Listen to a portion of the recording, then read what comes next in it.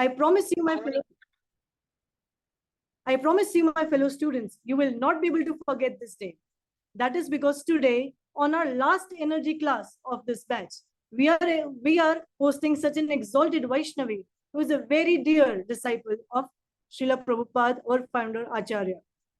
May I please request all the participants to please switch on their cameras so that our esteemed speaker may see your beautiful faces. Thank you. On behalf of Bhaktivedanta Academy, ISKCON Noida, I would like to welcome Her Grace Rukmini Mataji. Although Mataji does not require any introduction within the ISKCON world, still, I would like to encash this opportunity to glorify her with a brief introduction for my purification. Rukmini Mataji is one of the earliest disciples of His Divine Grace, A.C. Bhaktivedanta Swami Srila Prabhupada. She joined the famous Hare Krishna movement in San Francisco, and in 1968, at a young age of 16, she got initiated by Srila Prabhupada in Montreal. Rukmini Mataji since then has been traversing the path of bhakti almost throughout her life by living in India, Canada, and the USA. Mataji has been engaged in some very important sevas since the very beginning. Mataji has served as a pujari or priest in Los Angeles, Boston, and New York temples. In 1972, Srila Prabhupada sent her along with a group of artists to Sri Mayapur Dham to learn the art of putul, that is clay doll making. Later, their creations were exhibited in Detroit and Los Angeles. Mataji, along with her husband, His Grace Anuttama Das Prabhuji, who is ISKCON's Global Communication Minister, runs a very successful business for 25 years in Washington, D.C., and hence have supported ISKCON communications and various outreach programs within and outside ISKCON. Presently, Mataji is a member of Board of Trustees of Bhaktivedanta College in Belgium. Mataji is also a member of Sabha, that is a 30-person international committee that advises GBC, that is Governing Body Commission of ISKCON. Mataji reads, Mataji teaches, Mataji writes, teaches, and leads workshops across the world. Mataji has also featured in a film called Women of Bhakti. We can watch this must-watch film, a 30-minute film on Mataji's official YouTube channel, Rukmini Walker. Mataji leads a Bhakti Immersion Kirtan adventure every year in India, along with her son, His Grace Gauravani Prabhuji, who is himself a very famous Kirtan artist. She lives in Washington, D.C. area, where she and her husband lead a Vaishnava Muslim dialogue and a Vaishnava Christian dialogue every year. She is an activist in women's spiritual empowerment and interfaith dialogue. She is the founder of Urban Devi Collective, based out of Bhakti Center in New York City, where she organizes monthly women's sangha on varied topics with Bhakti as the center. What an illustrious journey of devotional life. In the present time, when everybody is talking about feminism, Rukmini Mataji is perfectly guiding women to become feminists in true sense, just as Srila Prabhupada always wanted. After knowing this much about Mataji, which is surely just the tip of an iceberg, we are more than eager to enlighten ourselves today. I would like to also tell all of you present here that we are very lucky and very happy and excited as an academy that Mataji has given her gracious presence to us today. Thank you so much, Mataji. Bhaktivedanta Academy is humbled that Mataji has agreed to give her precious 60 minutes to our Bhakti Shastri students.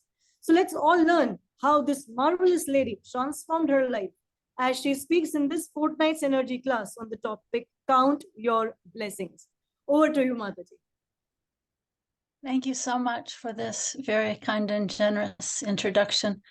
Thank you, Buddhimanta Prabhu, for inviting me here to speak with all of you. I will begin with chanting of Jaya Radha Madhava for a little while.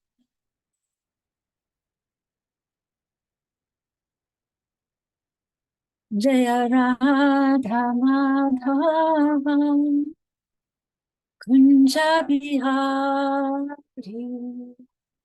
Jaya Gopi Chana Vallabha Girivaradhari Yashodanandana Vratajana Ranjana Yamuna Tira Banachari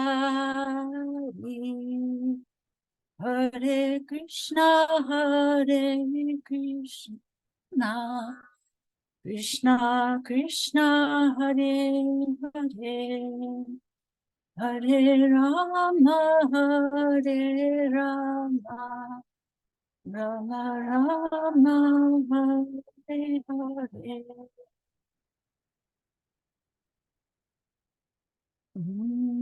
Bhagyanatimirandasya Gyananjana Salakaya Chaksinmilitam Yena Tasmai Shri Gurave Namaha Shri Chaitanya Manubhistam Stapitam Yena Bhutale Sayam Rupakadamayam Dadati Sapadantikam Nama Om Vishnu Padaya Krishna Prestaya Bhutale Shrimate Bhakti Vedanta Swamini Namane Namaste Sarasate Deve Gauravani Pracharine Niveshesha Sunyavadi Paschatya Deshatarine Vanshakapatarubhyascha Kripasindhu Vaevacha Patitanam Pavanebhyo Vaishnavibhyo Namo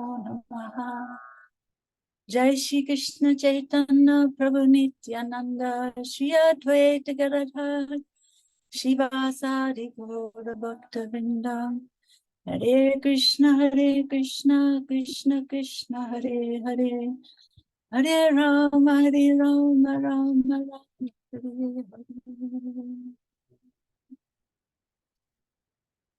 Thank you all so much for being here today. And I have a question for you. Can any of you unmute yourselves and tell me what is an energy class? Because I don't know what is an energy class. Hare Krishna, Mataji. Mataji, we have this ritual in the academy that every fortnight, the disciples, esteemed disciples of Srila Prabhupada, they give us a talk on any topic that is given to them, some of the topics that is given to them, so that we can get energy from Srila Prabhupada's disciples, because you all are the pioneers of the Hare Krishna movement, ISKCON movement. So the energy that we can get from you, we cannot get from anybody else. Okay, so that is what you consider an energy class. Yeah, so I will get energy from all of you, as I also get energy from Srila Prabhupada, and the energy will go around and around and bless us all. Thank you all for being here so much. Yeah, now I know what an energy class is. So the title that Buddhimanta Prabhu gave me is Counting Your Blessings. And maybe it's about getting energy from counting our blessings. So I was thinking about this topic, and I was thinking that, you know, some people collect coins or stamps or dolls, or some people collect magnets from all the places they travel, and then they take them home and stick them on their fridge. But what about counting our blessings? That's a little bit, it's not something that you can hold in your hand like a magnet. It's a little subtle, right? And I was also wondering, as we think about this, is there any such counting going on in the Bhagavad Gita or in the Srimad Bhagavatam or in the Chaitanya Charitamrita?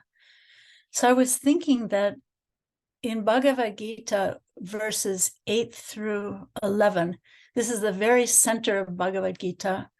These are called the nutshell verses of Bhagavad Gita. And this is where Krishna showers his compassion on his pure devotees. He says to those who are like, if you open your Bhagavad Gita and let it fall open to the very center, this is what you'll find. These are the nutshell verses right at the center of the Gita. So Krishna says, to those who are constantly devoted and worship me with love, I give the understanding by which they can come to me.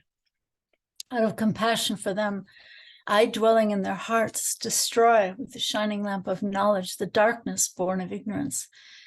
And then what happens is in the next few verses, well, there's a couple more, but in verses 12, starting with 12, Arjuna becomes overwhelmed, and he has a sense of wonder, and he's very enthusiastically and in a heartfelt way, he says, Param Brahma, Param Dhamma, Pavitram, Paramam Bhavam. You, he's speaking to Krishna with so much love, you are the supreme Brahman, the ultimate, the supreme abode and purifier, the absolute truth and the eternal divine person. And then Arjuna asks Krishna to count, actually, to start detailing, to unpack a little bit. What are the unlimited ways that Krishna pervades this world? And then at the end of the chapter, Krishna says that Krishna sort of gives up. And he says, actually, it's impossible to count all his glories. But then the devotee, out of love, we try, right? I was also thinking, when I think of this topic, counting your blessings, I was thinking of the poet, Elizabeth Barrett Browning, who said, she was speaking to her husband, how do I love thee? Let me count the ways. So we're speaking to Krishna, right? And so do we ever try to count our blessings, all the ways Krishna's present and all the ways that Krishna shows up in our lives? And, you know, in the same way, toward the end of that 10th chapter, the way Krishna starts to detail all of the ways he shows up in this world to Arjuna, right? And then what about the Srimad Bhagavatam? Is there any counting going on in the Srimad Bhagavatam, counting of Krishna's glories? Well, in the 10th canto, Lord Brahma, after he's defeated, right, by the wonderful, glorious Krishna, Lord Brahma says this about counting. He says, in time, learned philosophers or scientists might be able to count all the atoms of the earth, the particles of snow, or perhaps even the shining molecules radiating from the sun, the stars, and other luminaries. But among these learned men, who could possibly count the unlimited transcendental qualities possessed by you, the Supreme Personality of Godhead, who has descended unto the surface of the earth for the benefit of all living entities? Such a beautiful verse. If you want to look at this verse, it's Srimad Bhagavatam, 10th canto, 14th chapter, 7th verse. Lord Brahma's, he also gives up, right? He says it's impossible to count, right? Lord Brahma, the greatest intellect among all created beings in the universe, is telling us about his failure to count the uncountable glories of Lord Sri Krishna. And then what about the Chaitanya Charitamrita? Lord Chaitanya also is counting. He's expressing such eagerness to again see Krishna. He says, so beautifully, he says, if he could again see Krishna, he would be counting.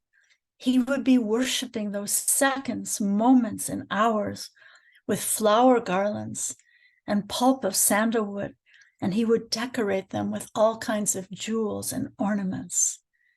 Beautiful, isn't it? This is C.C. Madhya Lila 2:38, if any of you like to look up verses.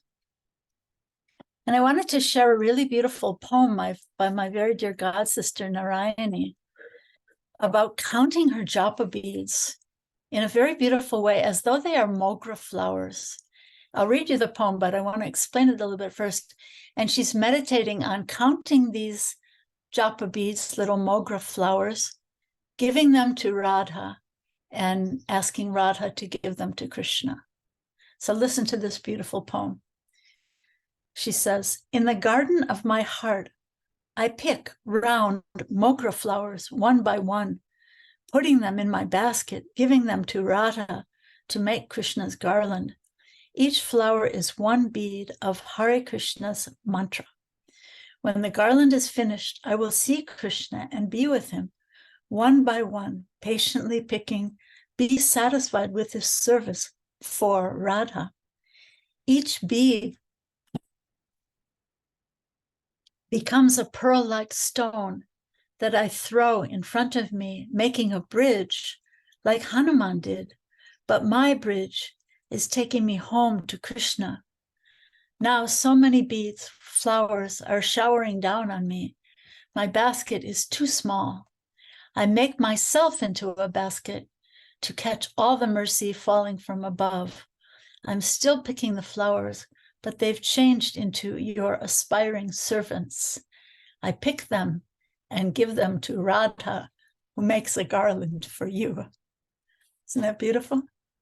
All the people she's cultivating, she's offering them to Radha to offer to Krishna.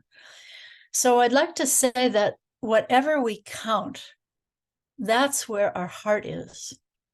If you think about that. Yeah, for example, a businessman all day long is checking the stocks. Are the stocks up?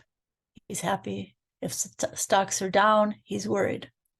Or a proud person, maybe counting how much praise I'm receiving from others. Or maybe a man obsessed with beautiful women is watching, counting how many attractive women are walking by.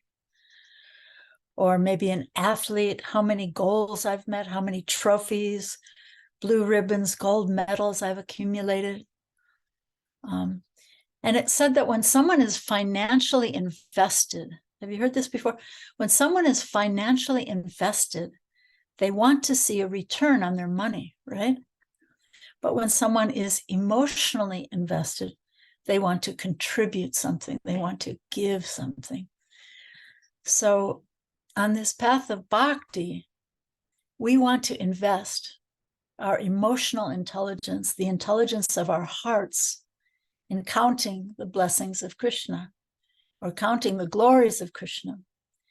And in this way, we'll be inspired to contribute, to offer our hearts to Krishna, to want to serve Krishna and love Krishna, right? In the Padyavali of Srila Rupa Goswami, which is, the Padyavali is what? It's Rupa Goswami's verse book. It's verses he's collected from so many different, even some of them unknown holy people. So in Rupa Goswami's own verse book, there's this beautiful verse, Vichayani, Vicharyani, Vichintyani, Punak Punaha, Kripanasya Tanan Iva, Tan Namemi Bhavantuna. O Lord, just as a miser continually collects, counts, and remembers his money, in the same way, let us count, continually count, collect, and remember your holy names. So this is Padyavali verse number 30. So yeah, so scientists can research for many years, right? And they often find, they put their whole intention into researching some question they have in their minds. And they often find what they're looking for, but they may miss many other things. We find what we track, we find what we count. So what about counting our blessings? Did you ever think about that? Yeah, what about counting our blessings?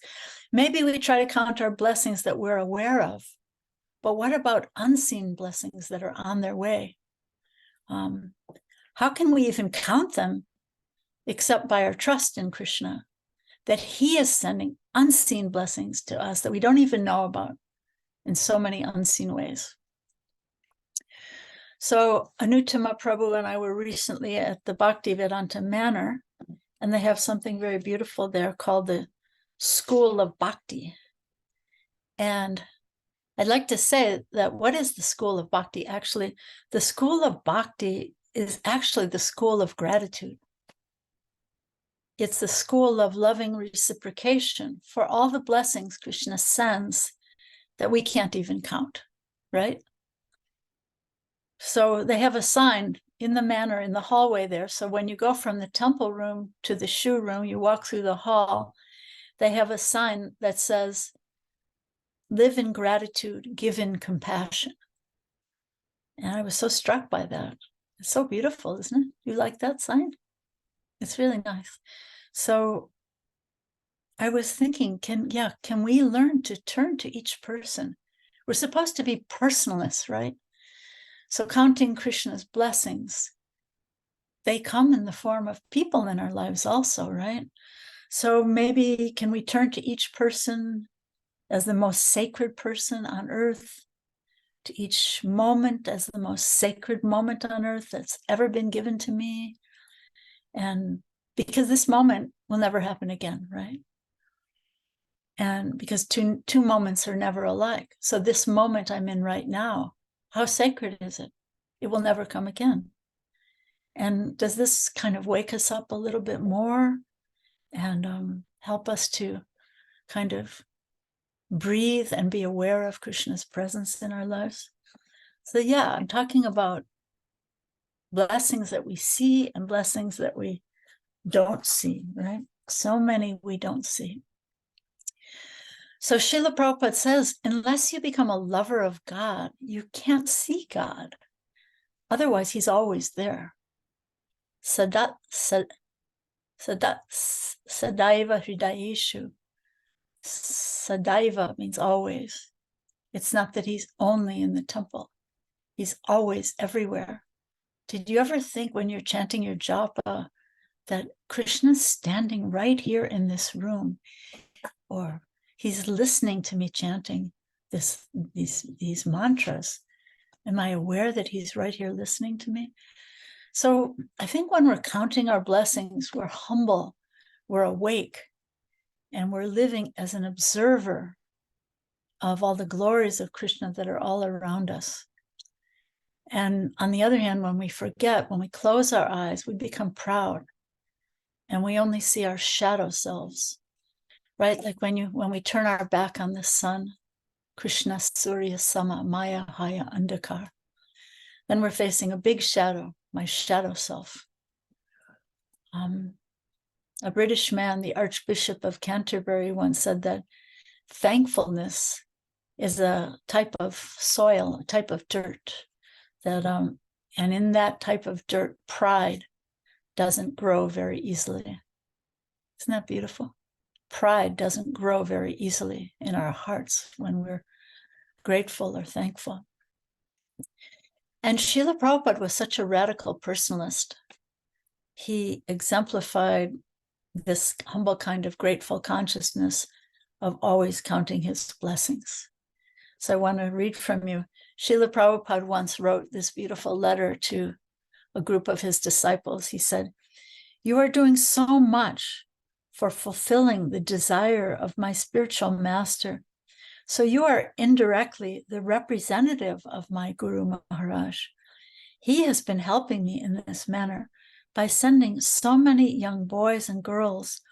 Otherwise, who would help me in this mission while I came here empty-handed and without any friend?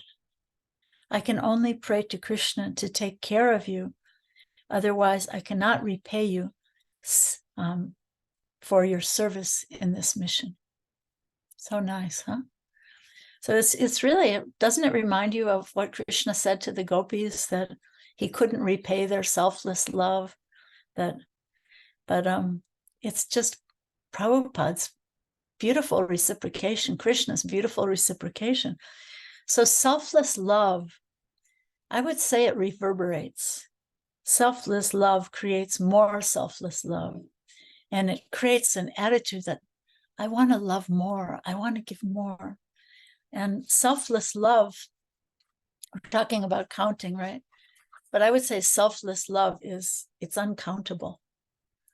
So in the Bible, the Christian Bible, it says that a grateful heart sits at a continuous feast. Imagine that. Imagine that. Everybody likes the Sunday feast, right? Imagine if you're sitting at a continuous feast at all moments. So when we're counting our blessings, our cups overflow, right? Our table is abundant. And what would you say is the opposite of that? What would you say is the opposite of that kind of grateful heart with a continuous feast at every moment. Would anybody like to unmute and say, what do you think is the opposite of that type of grateful consciousness of counting our blessings? What's the opposite? Would anyone like to say? Offer a few thoughts, one or two thoughts? Don't be shy. Nobody bites here. We're all vegetarians. Hare Krishna Mataji, Dandvat Pranam. My name is Sharma. Haribol. Haribol. Whenever we focus that the Krishna has given so much to us, but rather than thinking about that, we always think what we don't have, what we missed. When we always think about the miseries, then obviously we are not counting the blessings, Haribol. Right. Thank you. Anybody else want to offer a one word or just a word? What's Hare the Krishna opposite? Mataji. Haribol, Hare Krishna. What's the opposite? Mataji, ignoring the blessings. Ignoring comes from ignorance, right? Yeah, Yes. ignoring. So it's like being a blind person, right? Like maybe there's blessings all around, but I have my eyes closed, right? Beautiful. Anybody want to offer one more word? What's the opposite? Hare Krishna. Hare Krishna. Sort of maybe like being critical, overly critical, criticize. Thank you. Thank you. Thank you. So that was Sherry. She's in Delaware, America. She's not in Noida. So thank you for sharing that. Great. So yeah, some thoughts on what's the opposite of that grateful consciousness. So yeah, pride, right? Being overly critical, a sense of entitlement, ignoring the blessings. All of these things are right. A consciousness of scarcity, right? Did you ever feel like you're in a consciousness of poverty or scarcity? You may have a lot, but maybe you're just in a consciousness of poverty. So I have a question for all of you. What's the first thing you think when you wake up in the morning? What's the consciousness? What's our consciousness when we first wake up in the morning? So I would say in a consciousness of scarcity or forgetfulness, my first thought when I wake up in the morning, what would that be? It would be something like this, perhaps. I didn't get enough sleep. I don't make enough money at my job. My kids, my husband, my wife, my coworkers don't respect me enough. Maybe if you live in India, maybe you might be thinking, my mother-in-law isn't nice to me. How about that one? There's not enough green space anymore around Noida anymore. There's not enough trees. They've chopped down all the trees to build all these Noida factories. It can go on and on and on, right? But how could we, my question is, how could we flip that when we wake up in the morning if we're trying to count our blessings? There's actually a prayer in our Vaishnava Bhakti tradition. It goes like this. I say this in the morning when I wake up. Pratak prabodhita Vishnu rishikesenu yatvaya yat karayasi shena tat karomi tavad avyayam. My dear Lord Krishna, Lord Rishikesh, Lord of the senses, you've again awakened me. You've given me another day, another breath of life. Please show me how to use this day in your service. Please show me how to remember you. Please show me how to spend the day counting your blessings. You've awakened me to this new day to use gratefully, counting your blessings in your service. Counting your glories like Arjuna. Param Brahma, Param Dhamma, Pavitram, Paramam Bhavam. So we can try to wake up from the dead of lethargy, pride, entitlement. We can try to wake up to paying attention to the blessings that are all around us, right? So waking up to paying attention is the doorway to gratitude, the doorway to a sense of wonder, the doorway to feeling a sense of reciprocation from Krishna and other people in our lives who are all parts and parcels of Krishna and sent by Krishna into our lives, right? When we read the Krishna book, the residents of Vrindavan live in this state of wonder, and they're always amazed from moment to moment by this wonderful Krishna. And the word for this amazement, there's a Sanskrit word called chamatkar. Any of you know that word? It means amazement. So this kind of chamatkar or amazement is the foundation of all the rasas or relationships with Krishna. What do you think? Did you ever think about that? Like, can we also come closer to that sense of wonder by waking up to the blessings that are the gifts of Krishna that are all around us? But you might be listening. Oh, there's a little friend. Hello, my little friend. You might be thinking, you might be listening to this. Yeah, right. But can we really be grateful for everything? Maybe we can't be grateful for everything. But what about this? We can try to dwell in gratitude in everything. We can try to be grateful in everything. Because often when we look back to something that's happened in our lives, maybe we all have this opportunity. In retrospect, we might see that we can be grateful for those deep life-changing lessons we've learned in those difficult, challenging times. Right? And in that way, even suffering or even grief can help our bhakti and can help us appreciate what we have and help us to be more compassionate to other people's suffering we see all around us. So if I'm praying to Krishna to accept me, to take charge of my life, then I can try to remember that the situations in my life are also coming from him. Krishna is the giver, right? And trust in Krishna as the giver is the crucial point where faith, I would say this is where faith and gratefulness meet, right? We're talking about unseen blessings that are on the way. So trusting in Krishna as the giver of all things, that's where faith and gratefulness meet. So when I look back, right, what have I learned in this crisis? Like I'm looking at Sherry right now. I know Sherry recently lost her dear father.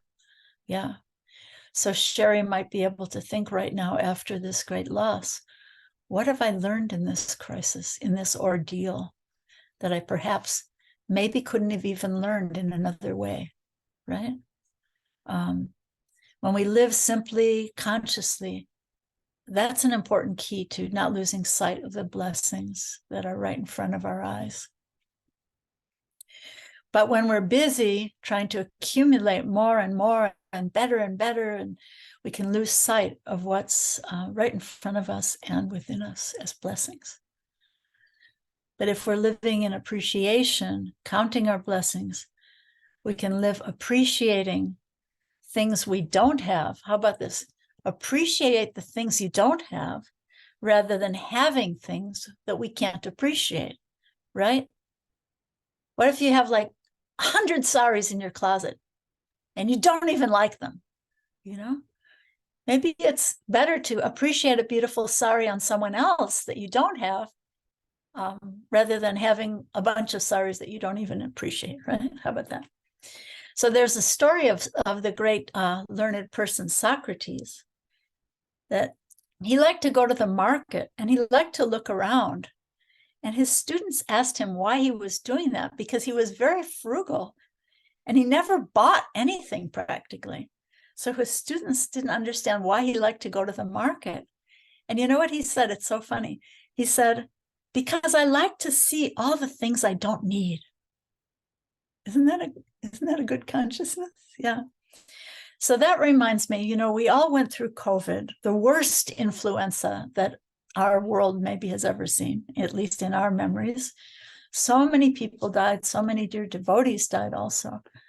And this terrible influenza, right? But what about the disease of affluenza? Do you know what I mean by that?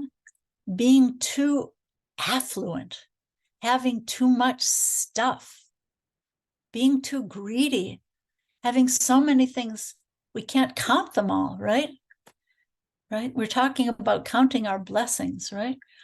But what if I have so much stuff that I can't even find space to count it all. And I can't even think of counting my blessings, right? And then our hearts become overwhelmed with so much stuff, and it's harder to count our blessings. So, yeah, if you can just imagine like an overflowing fountain with the water flowing, and the water's flowing out over the bowl of the fountain. But if we make that bowl of the fountain bigger and bigger and bigger, the fountain will never overflow, right? So in the same way, our hearts can't even easily overflow counting our blessings if we've acquired too big a share of the things of this world, right? That's why Srila Prabhupada suggests simple living and high thinking, as opposed to high living and foolish thinking, or stupid thinking, we might say, right? So if we have to work too hard to maintain a gigantic estate, where's the time for my bhakti practice, right? But of course, this is not about criticizing other people, because everyone's life is different. And comparison, this was said by a former American president, Teddy Roosevelt. He said, comparison is the thief of joy. So I might have a very small apartment, which I actually do, but someone else may have a gigantic estate, and I may be criticizing that person. Why are they so uselessly accumulating so much stuff? But we shouldn't try not to judge other people, but rather to try to improve ourselves as best we can, incrementally, step by step.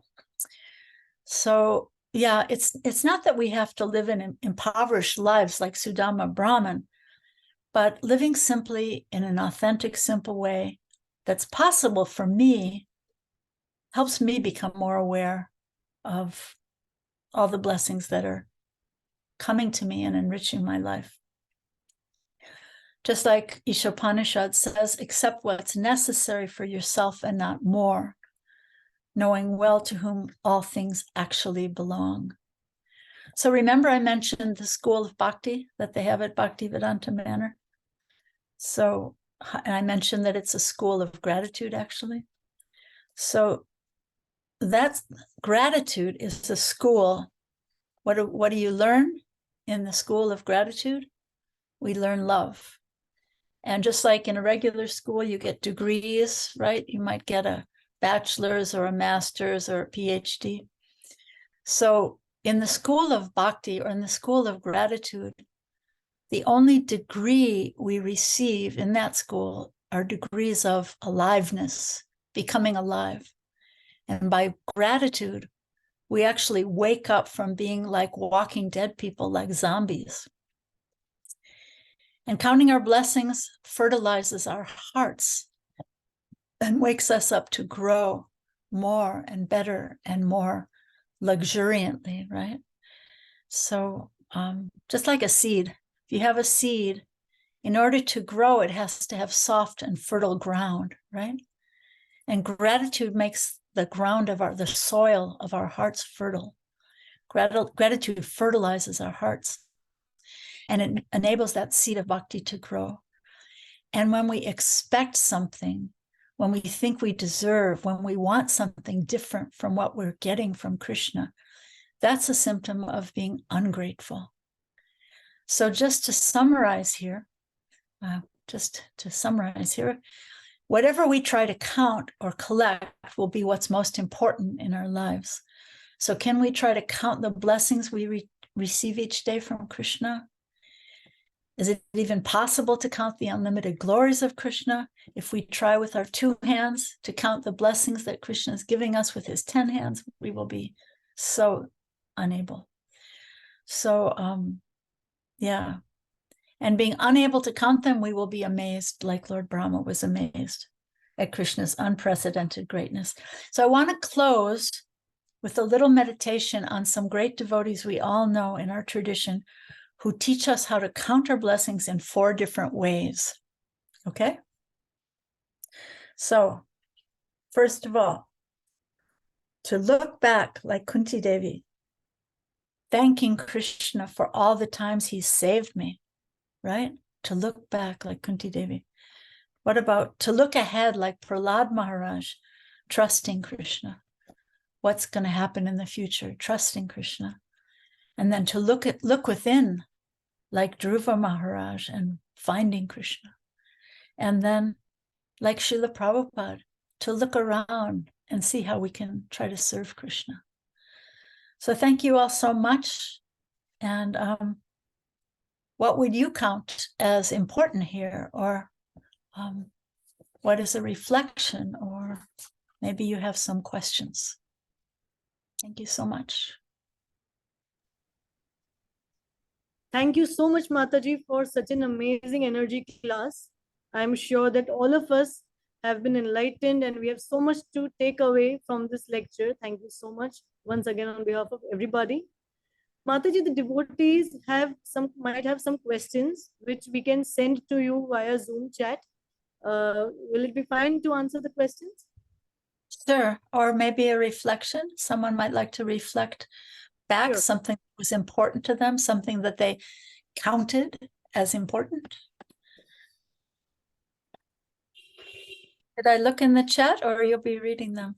Mataji, you can check in your chat. We have sent the questions to you. Okay, here it says, you said that if our cup of life would overflow with gratitude, I would have a feast all over my table. I actually face the opposite, and I generally overflow with criticisms and rage for the wrongs that happen.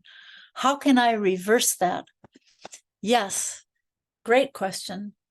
Very introspective question and very honest and authentic question. I think that's probably the situation of most of us.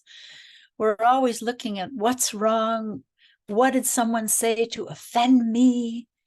But, and you know, when we have children, also Prabhupada says something beautiful in the Bhagavad Gita that a pure devotee sees all living beings just like a kindly father sees his sons, or a kindly mother would see her children. So sometimes when we have children, we like to catch them doing something wrong. But I think the answer to the question is, how do we flip that and catch people doing something right?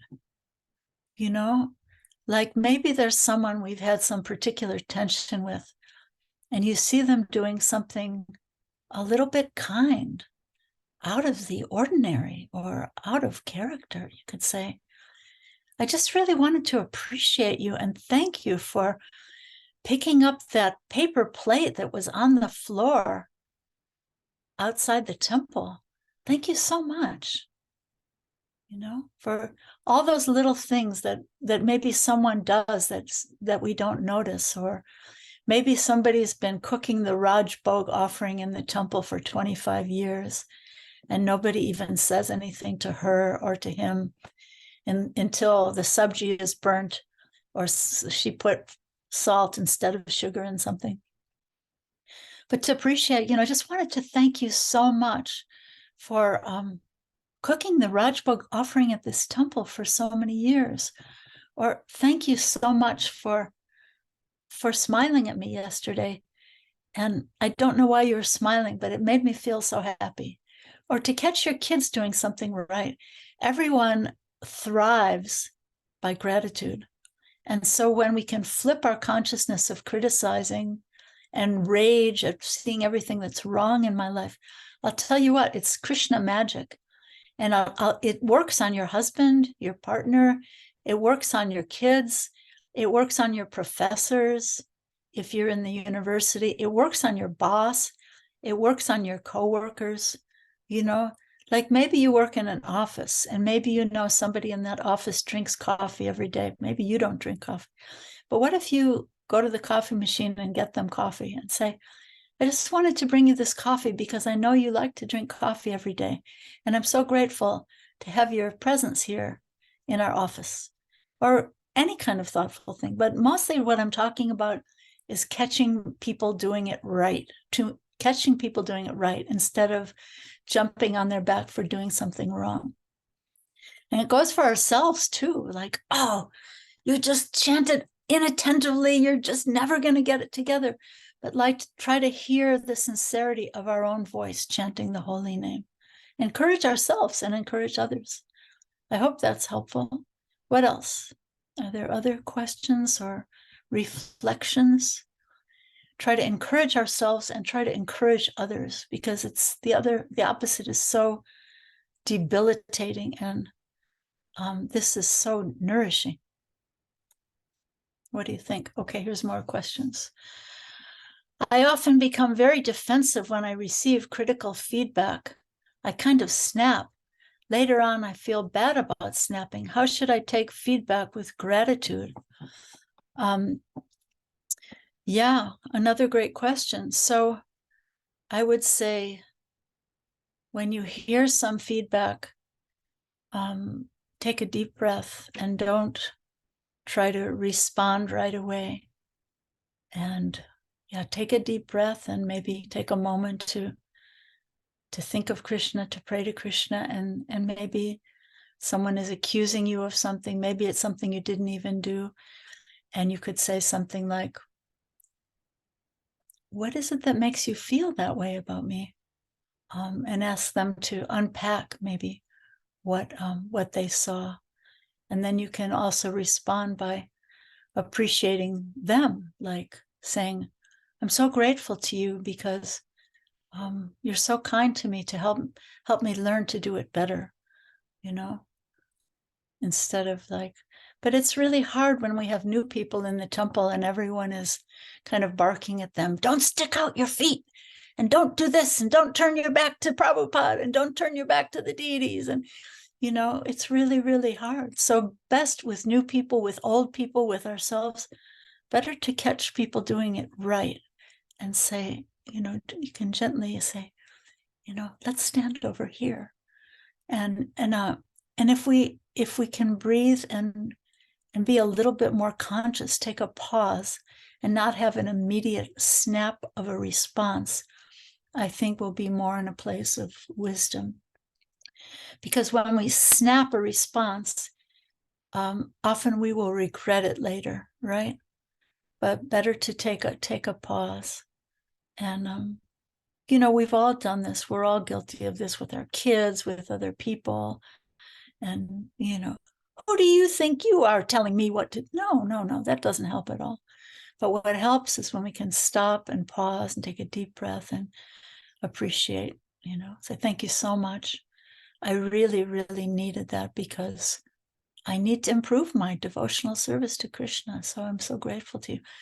That is the greater person. That is a very, very wide open-hearted person, broad-hearted person who can hear a correction or a criticism like that and accept it with grace. Because what? Maybe it's ouch, maybe it hurts, but it's going to help us grow, you know? When I hear you chanting, I don't hear you saying all the words of the mantra. And we can just snap back and say, well, I think you chant really badly too. Blah. No. How about, thank you so much. Thank you for helping me chant the holy name with more attention. I'm so grateful. That's a very, very broad-hearted, large-hearted person. That's a bigger person. It's a smaller person who always wants to find fault. Yeah, right? So be like the honeybee. What else? Okay, here's another one. I once attended a class on gratitude and thought, how about thanking someone for a small task they did for me? I tried, but couldn't thank anyone. It's just so hard to open my mouth and thank someone out of nowhere. I felt embarrassed to face the people and thank them. Why is that so? Is it shame or ego that's stopping me from saying thank you? Well, we're talking, is it shame? Is it ego? Maybe pray to Krishna for the courage to just walk up to that person who maybe is feeling a little discouraged, you know? Well, pray to Krishna for a little bit of courage to say, thank you so much for emptying the trash at the temple every week. That's so kind of you. And if you weren't doing that, this temple would be such a mess. So thank you so much. If you don't feel the courage to do that, then pray to Krishna for a little courage. You know, there was one of the greatest devotees, one of the greatest disciples Srila Prabhupada ever had, Jayananda Prabhu. He used to empty the trash take it out to the dumpster in the back every day. And one new person who hadn't even been in the temple yet saw that he was so saintly in his consciousness. He said, wow, if this is the person taking out the trash, what are the big guys like in this temple? And then that person became a devotee himself. So you see, we can be in saintly, grateful consciousness, even when taking out the trash. As a matter of fact, Srila Prabhupada used to help the landlord at the first temple at 26 2nd Avenue in New York. Prabhupada used to help him take out the trash. So all the disciples, they were maybe too proud. But Srila Prabhupada himself, having just come from Vrindavan, was helping this elderly gentleman take out the trash. So, there's so many ways that we can. But if you feel too shy, maybe you can start with your husband or your child or someone you know really well. You don't have to go to maybe the stranger who's taking out the trash at the temple, maybe if that person's a stranger. But you could go to your child and say, I just wanted to thank you for being such a loving daughter and for helping me in so many ways. And you have to do it in an authentic way. It's not about fake flattery. It's about being thankful for something very specific, Like if someone gives a class, someone might say, oh, that was such a great class. And then a thoughtful speaker might say, well, what did you like about it? And then you think, oh, I forgot. But if you can remember something, so it's about waking up. It's about aliveness. How can we wake up into the aliveness of the living holy name of Krishna and the living glories of Krishna? Anything else? Here's the question.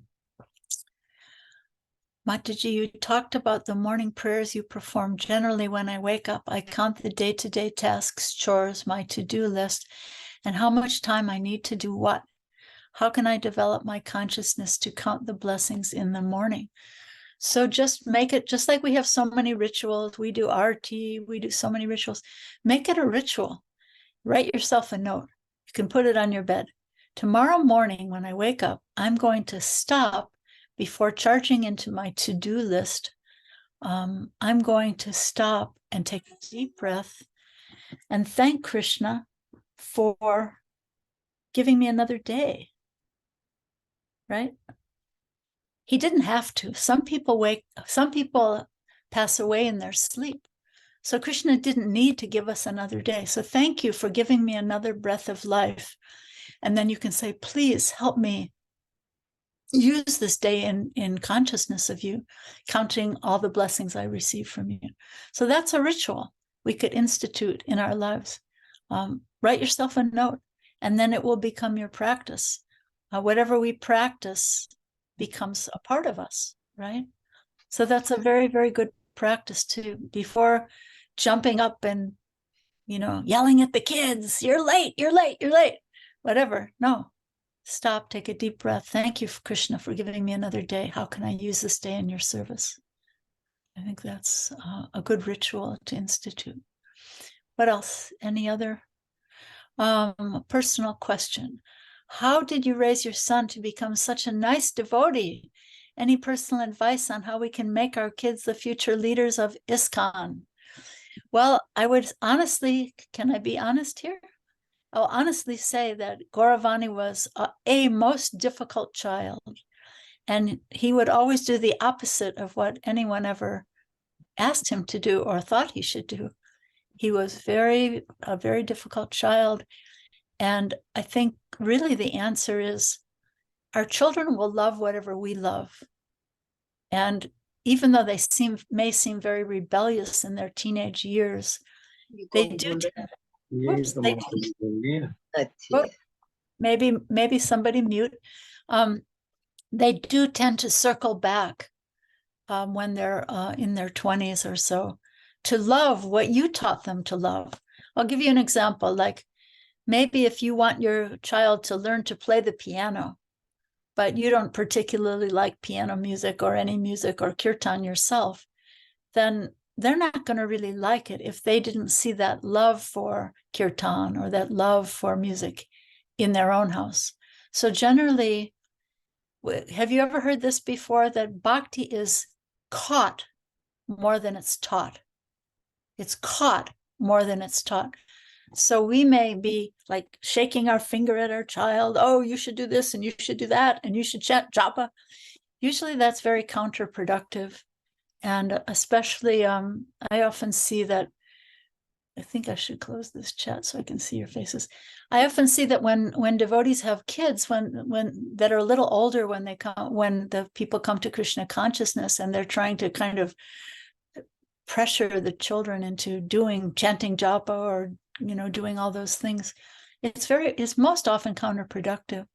But the thing is, let them catch the contagious love for Krishna and kindness. Let them catch a spirit of gratitude. Let them catch a spirit of joyous counting their blessings. Let them catch a spirit of a sense of wonder, being overwhelmed with love for Krishna, which we can try to teach, by our own example, right? So it's also said example is better than precept. Have you heard that before? So whatever you love, that's what the people around you are probably going to love too, because love is very contagious. And if you love to criticize, backbite, fault find, that's probably what they'll start to love as well, right? Does that make sense? Okay, here's another question in the chat. Let's see. I watched a very old interview video of yours remembering Srila Prabhupada. You remember the day when Srila Prabhupada asked all of you boys and girls back then to go out and build temples everywhere. You asked Prabhupada, even the girls? I did ask him that, yes. Could you please narrate the pastime again? I would love to hear the pastime from you live today, if possible, Mataji. Okay, well, I'll tell that story. I'll tell, if there's time, maybe I'll tell 2 stories. Can I tell 2 stories? Okay, so I'll tell that one. So I was only 16 years old, and the small group of disciples, we were sitting in Prabhupada's little apartment, which was up behind the courtyard, up 1 story up from the first temple at 26 2nd Avenue. And Srila Prabhupada was looking into all of our faces very intently and saying, I want each one of you to open a temple somewhere. And whoa, that was intense, right? And so I was only 16 years old, and maybe I was a little bit trying to get out of it also. And so I said, even the girls, Swamiji, we called him Swamiji at that time. And Srila Prabhupada, he started laughing, actually. He was saying, yes, there's no difference between the boys and the girls. When you are teaching Krishna consciousness, there's no difference between the boys and the girls. And he started talking about Janava, Devi, Janava Ishwari, she's called, the wife of Lord Nityananda, and how she was leading the whole Sankirtan movement at that time. And so he gave a very empowering answer, that there's no difference when you're inspired to serve Krishna in different ways. Krishna will bless you and empower you, and you don't have to think of all your disqualifications as a woman or as a this or that, I can't do that because of this and this and this reason, right? So I'll tell you, that's a nice story, right? Good. And so I'll tell you another story that's very sweet. So one of my god sisters asked Srila Prabhupada, how can we become free from anxiety? And Srila Prabhupada said, he said, remember before I was talking about walking around like a dead person, like a zombie, if we're not awake to aliveness, to gratitude, to counting our blessings, like we could be walking around like a dead person, like half alive, right? So Srila Prabhupada said something really interesting. The question was, how can we become free from anxiety? And Srila Prabhupada said, we must have anxiety. Otherwise, we will become jumbies. And everyone went, what? Jumbi? What's a jumbi? And it was Prabhupada's Bengali pronunciation of the word zombie. So it's funny, right? So he was making the point that we have to have some anxiety, either anxiety for Maya to accumulate more and more and more, or take on some anxiety for Krishna. Let me take on some anxieties, do some service for Krishna. Because if we don't take on some anxiety for Krishna, we'll have to take on some anxiety for material things, which we can always use material things for Krishna. But if we don't have some anxiety, then we'll be jumbies or zombies. Do you like that story? It's funny, right? Okay, here's a reflection. Thank you for helping me realize that I should always be grateful to Krishna, because Krishna has always been my great protector. Gratitude is the best reciprocation. We should always be ready to give to merciful Krishna. It is great, great to have your association. Well, thank you. I think it's great to have your association also. Thank you all for for spending your time learning to get energy from loving Krishna. So this is a beautiful energy class, and I'm so grateful to all of you for inviting me. And I really pray that instead of putting energy or getting energy from criticizing, backbiting, fault finding, let's try to get energy from counting the unlimited glories of Krishna, the unlimited blessings of Krishna, even the unseen blessings that are on the way to us that we don't even know about. So thank you all so much, and Hare Krishna. On behalf of Bhaktivedanta Academy, ISKCON Noida, thank you so much, Mataji, for taking out your time, for so patiently answering all the questions and giving us your mercy. This was truly an unforgettable experience for all of us, Mataji. We pray to receive more of your mercy, Mataji, year after year, batch after batch, virtually, and hopefully someday physically in Noida too. Maybe when you next visit India on transit to Vrindavan or Mayapur, please give us some of your precious time. Thank you so much. Mataji, our Bhakti Shastri students have passed their last exam of Nectar of Devotion, and now they all are Bhakti Shastri graduates. So Wonderful. before we end today's energy class, would you like to give a final message to them as a blessing? Yes, thank you. Thank you for working so hard to study Bhakti Shastri. I did Bhakti Shastri myself, and sometimes it was quite head-cracking and difficult. So thank you for putting that best effort forward to do that. And I would say the best instruction would be, now that you are a Bhakti Shastri, don't become proud that you have this special degree, but always remain humble, remain grateful, and try to help others and share that knowledge that you've received. Otherwise, it will be like a bucket with a hole in it all that knowledge will just seep out the bottom if you don't share it. So always be humble, never be proud. And as Srila Prabhupada once said, you are dealing with Krishna. So never be proud, always be humble. Thank you so much. Hare Krishna. Once again, thank you so much, respected Mataji, for taking out your precious time and blessing us with your presence. We are really grateful, and we will remember this session for a very long time, and it will enlighten us for a long time.